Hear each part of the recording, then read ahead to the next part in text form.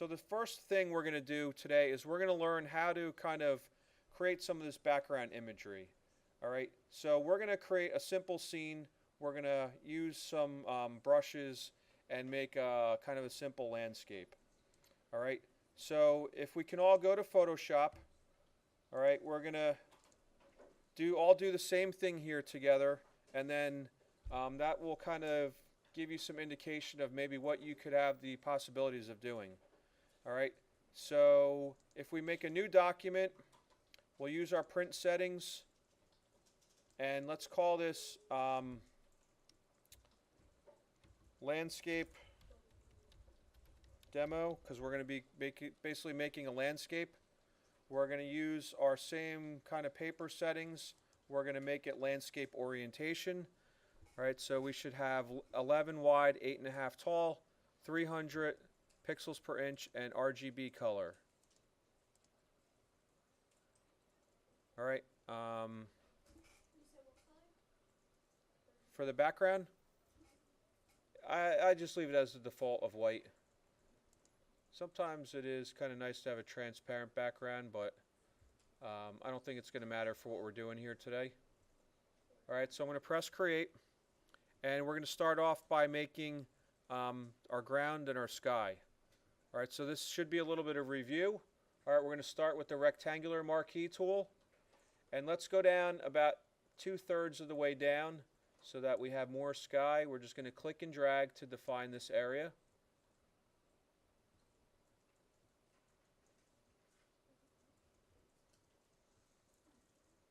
All right. All right, so if we have this area selected, now we're going to choose our gradient tool, which if you don't see it at first, remember it's underneath the paint bucket.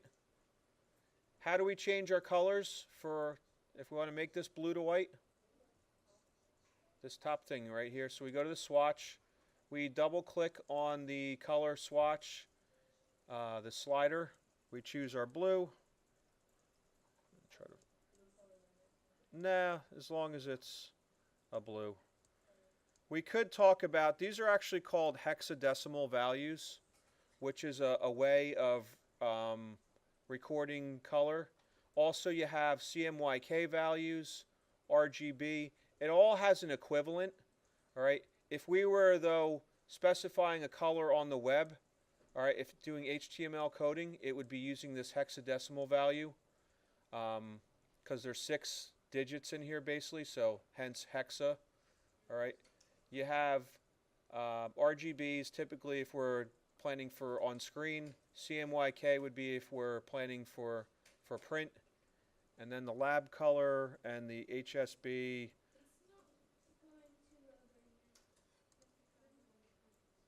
All right, so I got my blue. I have my white here. And then I'm just going to click from the top and drag down. All right, so we have a nice faded blue sky there. All right, so to continue to do the ground, you can reuse the marquee tool, but if you wanted to be kind of exactly underneath of it, another kind of little trick here would be to select the inverse, which would then be selecting the opposite. So we had this all part selected before. Now when we say select inverse, it's getting everything else. So I'll come in there now, as I see a lot of you did. We get our new color swatch here. And we'll go find another color here, something like that. And then apply that to there, or that. All right, and now we have the start of our South Park scene here, right?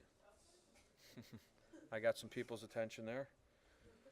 All right, so that looks, like a decent landscape, right? Let's do a quick save, all right, before we go any further, all right, because we see the asterisk up here. We've done some work. We wouldn't want to lose it. Oh, and talking about file organization, I think it would be a good idea to save all these demo files into one folder rather than putting them like in the double portrait folder.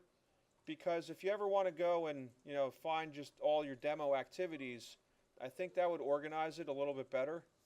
So in your Photoshop folder, or marking period 1, whatever you called it, let's make a folder in there called demo lessons, and then that way you kind of have everything organized as we're working on them.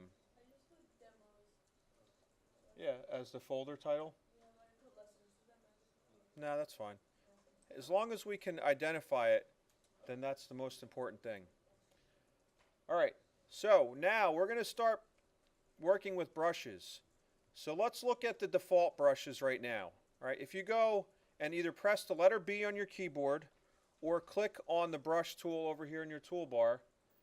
All right, I already have some of my brushes loaded. Then if we can either come over to this brush palette. If you're not seeing that, go up to brushes. All right, I'll get rid of these so that mine looks kind of the same as yours. Go up to, it should show up like over here. It looks like 2 horizontal brushes. Or if you don't see that, just go to Window and select Brushes. All right, let's look at general brushes. So we have all these basically just generic brushes here, which we kind of work. Actually, let's do something here. Layers, all right? We have our background set up. Before we start doing brushes, let's make a new layer. All right, and let's call this leaves. All right, right now we don't have any leaves, but we're going to get some. And select this layer.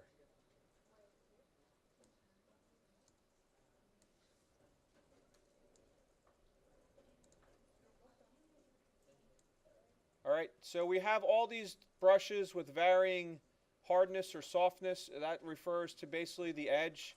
If it's like a clean edge or a blurry edge. If it becomes more blurry, then it is what's called a softer edge. Right, so imagine if we had to go in here and we wanted to draw grass in here, because that would be something that would probably add some nice detail. Maybe we would decrease the brush size, and now this color here wouldn't be correct really, right? So we would want to change our foreground color. So this foreground color, which is down here, determines what color you're going to be painting with using your brush. This would take a long time to draw a lot of grass in this method, right? So what I want you guys to do is go to my blog, all right? And, yep, my blog, Duza Multimedia. Is that just a funny word, or does nobody use blogs? Well, well, that's a vlog, right, with a V? All right, so this link here, all right, where it says brushes, I'd like you to go into that, which is going to link you to a Google Drive folder. And I'd like you, we'll start with downloading this grass brush. So if we right-click it,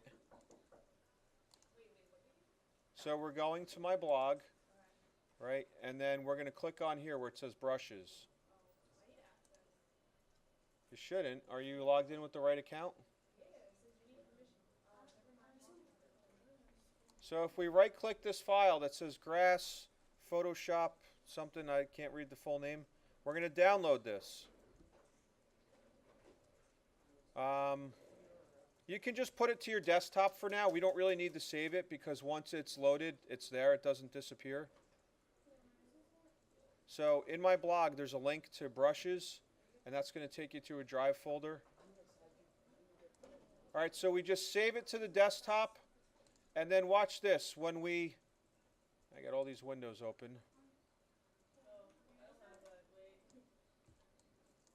All right, maybe we all watch me do it first, and then we can kind of do it together. All right, so let's all watch this first, all right? Especially if you're having trouble. I'm going to go through the process. So you're just clicking on this link. That's going to take you to the folder. Just keep watching, please. Don't start doing yet because you're going to miss a step. Then we just right-click this file. We do download, all right? That's going to send us to the desktop. or save it to the desktop, and then, oh, that's my leaves. Where'd it go? All right, well, maybe oh, here it is. So grass Photoshop, right? Now all I have to do is double click it, and it automatically loads that into my brushes palette. So now when we see this on the bottom, they're not very descriptive there, but look at that. We can just click, and then we have like a field of grass. You can then change the color of your foreground color, and we can get, different colored grass, and start kind of layering it like that. All right, so you're clicking on the link, you're downloading it, and then double clicking it, and then you just look for it in your brush palette to apply it. All right.